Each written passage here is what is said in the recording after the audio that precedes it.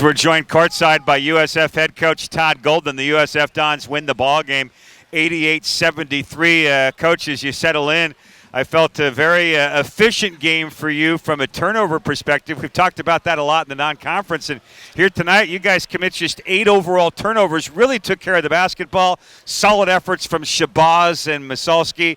Bouye, kind of a quiet 19, the way those other two guys were going off.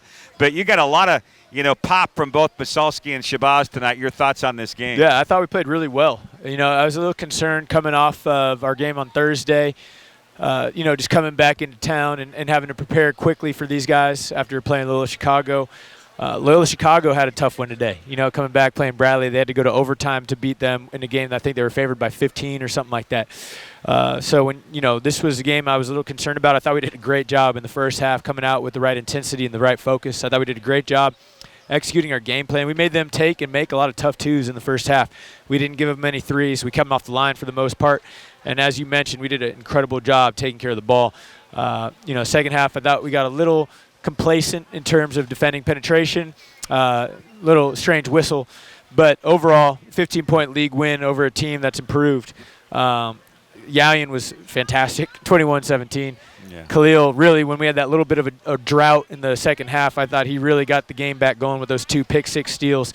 And, I'm really pleased with the way we played. Expand a bit on Masalski, because we talked about him in the pregame, a matchup against his former team. Some guys can get keyed up, almost too keyed up emotionally, but he kept within himself.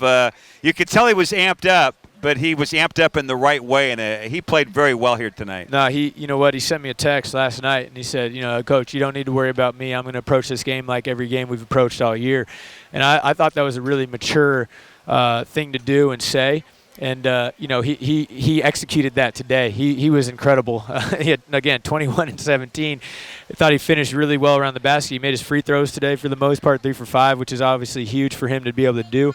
And he was just a difference maker, man. When he was on the floor, it felt a lot better. How about his week from the field? 19 of 23 shooting this week. Averages 21.5 points, in 2 ball games, or 20.5. I should read that off correctly. And he averages 11 rebounds in 2 games this week. Just a superb performance in 2 contests. Yeah, this sounds week. Like WCC Player of the Week to me. Yep, sounds like. I'm sure that he'll get that nomination. So hopefully we'll see what other people do in the league this week.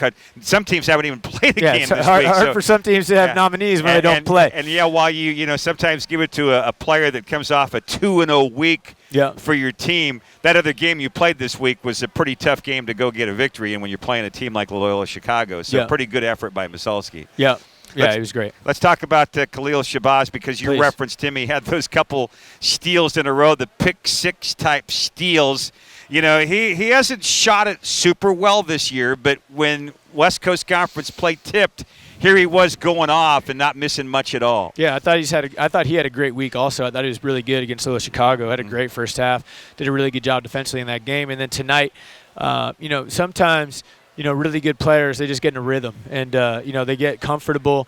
And regardless of what the defense is doing, there's, not much they can do. And I thought that's how he was going in the first half. He made that really tough corner 3.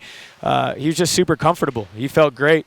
And, he 11 for 17 from the field, 3 for 5 from 3. Made his free throws, 27 points.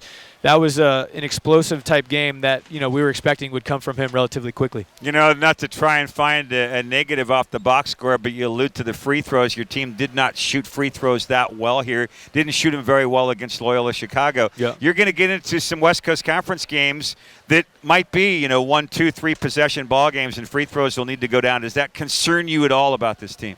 Yeah, we're not a good free throw shooting team. I mean, the numbers say as such. I think today was a little fluky because Jamari didn't shoot it well from the line, and generally he's a great free throw shooter. I think he's 80-something% over the course of this year. So that was a little just unsettling. Josh hasn't shot the ball well from the line. He missed a front end of the 1-on-1 against Loyola, missed one again today. And that's an area that we're going to have to continue to address, and it's and improve, to your point, to win some tight games, because realistically, if we would have shot well against Grand Canyon and maybe shot better against Loyola Chicago, we might have had different results in those games. You've got Loyola of Marymount, Marymount, not Loyola of Chicago, Loyola of LA, we'll call them, coming up on Thursday. It's a team that's been kind of a tough matchup the last couple of years for you, the way they play. Obviously, they've gone through a coaching change. What do you expect against the Lions on Thursday? Yeah, last year they were tougher for us. 2 years ago we went 3-0 against them, but last year, it was 3 tight, 1 or 2 possession games, and we just didn't pull any of them out. And that's left a sour taste in our mouths. And obviously, we've gotten a lot better. And I know each and every guy in that locker room, specifically the guys that were here last year, are really excited to play this game. It's one I've circled on the calendar as we need to get right against these guys. And but they're a good team. There's some really good players. Eli Scott, Kelly LePepe are 2 guys that have been in the league for a long time and been successful. I think Stan does a really good job with their group. They always play hard and have a lot of enthusiasm. And we're gonna have to bring a good effort on Thursday. Todd, congratulations on the victory. 14-2 overall. Yep. 1-0 in the West Coast Conference. A good start in league play, and we'll catch up with you a bit later in the week. Thanks a lot, Pat. All right, USF head man.